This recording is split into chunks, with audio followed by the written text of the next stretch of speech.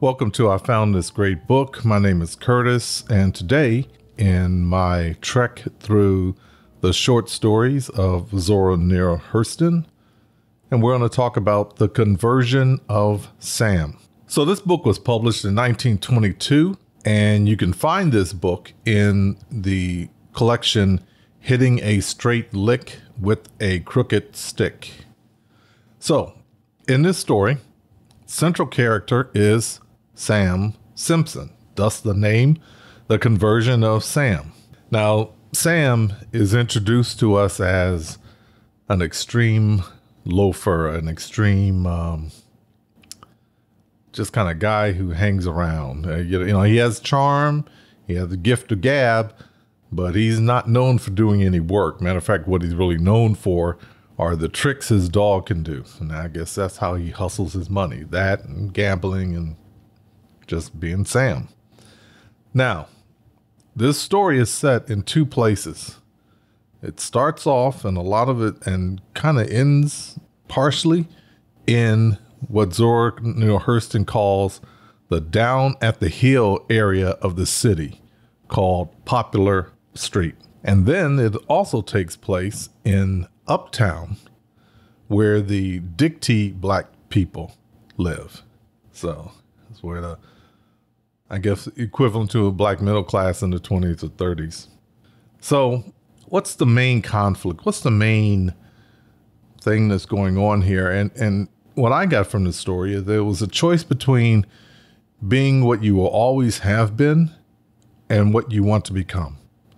And Sam has to transform to have what he wants.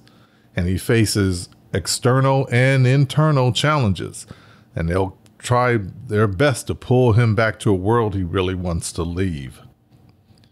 And so what makes the story or the central character interesting and compelling is watching the process of Sam as he transforms himself. You start off, him and his friends aren't hateful people, but they aren't people you like, I don't know if you really, might be fun to be around, but I don't know if I want to have you around in my life.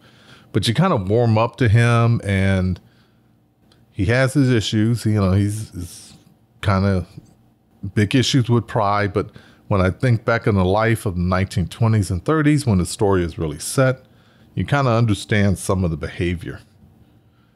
So you got to be careful. I had to be careful not taking my 2020 mind back to 1920 and 1930s. The world was different. It's almost 100 years ago in some cases. So when I think about how this story made me feel or what intrigued me about it, so it didn't bring up any real strong feelings, but I was entertained. And overall, I really enjoyed the story. Hurston does a great job of making you really feel the experience. When the story starts off, it starts off in Jim's restaurant in the down at the hill section of town. And again, that's on Poplar Street. And you really feel that place. You feel it in her words and the way she describes things and the way people are going on. And I was also really intrigued on how Hurston shows, her use of dialect, again, in terms of the way that people talked. More and more as I read her books, you gain an understanding that dialect, there are rules to it. It's not just people speaking poorly. It's not just poor English.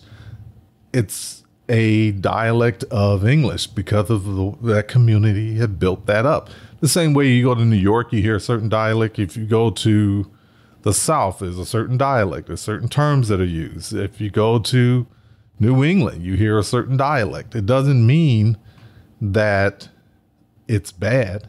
It just is. And there's one place where it's real subtle, but it kind of shows how there really are rules to this dialect. And when people are trying to not do it, it has repercussions. There's and this isn't a major spoiler. It's just a little small incident that happened in the story, but it's real interesting. There's Sam and this gentleman known as Professor. And the professor kind of saw himself as being higher than other people. And the way he did that is he would fancy up certain words. He would put his own inflection on things because he thought he was imitating people who were scholarly trained. And him and Sam get into a conflict, and he's using his jargon to kind of put Sam down or make Sam feel like you're not smart. But Sam, through his gift of gab and also his own force of will, kind of pushes the professor aside and embarrasses him. And it made me realize when I was looking at that, the normal dialect there definitely had rules. And this professor was trying to bend the rules to make himself elevated, but he really wasn't impressing anybody. So that's one of the things that really intrigued me about the story, and how the use of the dialect, it's done with respect to the people. You know, you listen to it, and once you get an understanding of the words and the rhythm of the speech, you see the dialect was just the way folks talked. And you can see that Zora Neale Hurston had respect for the folks whose life she was painting. She didn't see them as being lower than, and thus I have them using this dialect. Instead, it's just the way they talked. And so I think about, you know, we go and you hear Shakespearean English, which is a dialect. And to me it is. And people go and they spend a lot of time trying to learn that, and they want to hear Shakespeare done in the quote unquote dialect of the time. And to most of us, we hear like, I have no idea what these folks are saying because the pattern, the words just aren't making sense.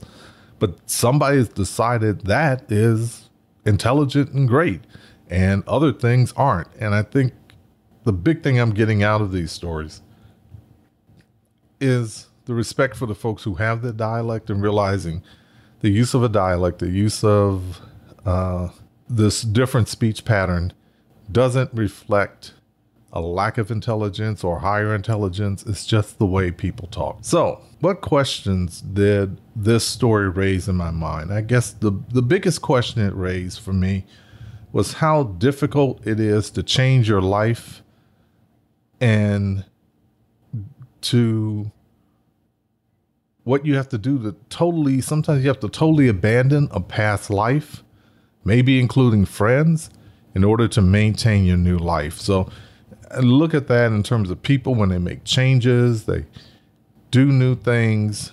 Where do you balance that off? Or when can you not carry your old life into a new life? That's a big question the story brings up. So I think this story would be entertaining for anyone. I really think it would also be good for young adult readers, as well as adult readers. I think a lot of the themes and questions that are posed could happen now. It could just some few slight changes, put a cell phone in there, and suddenly it's a 2020 story.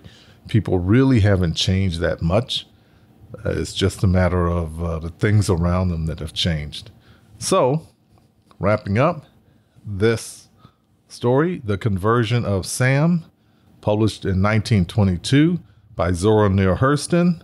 You can find it in Hitting a Straight Lick with a Crooked Stick. You can go to ifoundthisgreatbook.com/63.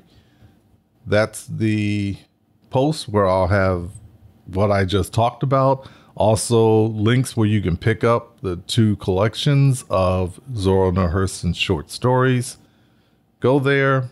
Join me on this trek, okay? I'm only on story number 2. You can hop on in there, read along with me. You'll see a link to a page where I have all the stories listed in the order that I'm reading them, so you can join in. It'll be fun. So everyone, stay safe and have a great reading day.